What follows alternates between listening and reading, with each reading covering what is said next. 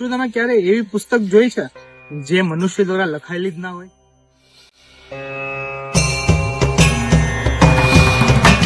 નમસ્કાર, હું છું હરેશ અને સ્વાગત છે આપ સર્વોનું સનાતન એક અટલ સત્યમ. શું તમે જાણો છો કે આપણા ધર્મના મૂળ ગ્રંથો રામાયણ કે મહાભારત નથી? આપણા ધર્મના મૂળ ગ્રંથો છે વેદ. વેદ એટલે જ્ઞાન, એવું જ્ઞાન જે મનુષ્યએ લખેલું નથી. વેદ એ અપૌરુષીય છે, એટલે કે સીધા ઈશ્વર પાસેથી આવેલા છે. વેદો 4 પ્રકારના છે: ઋગ્વેદ, યજુર્વેદ, સામવેદ અને અથર્વવેદ. ઋગ્વેદ જેમાં સ્તુતિ અને દેવતાઓના મંત્ર આપેલા છે. યજુર્વેદ જેમાં યજ્ઞની વિધિ અને તેની માટેના શ્લોકો આપેલા છે.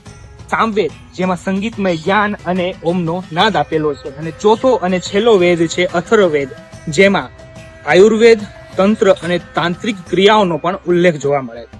વેદ એ ઋષિઓએ શ્રદ્ધાથી સંભળાવ્યા છે અને શિષ્યોએ શ્રદ્ધાથી સાંભળ્યા છે. વેદ એ માત્ર પૂજા માટે નથી, એ ખુદને જાણવા, જીવવા અને જગાડવા માટે છે.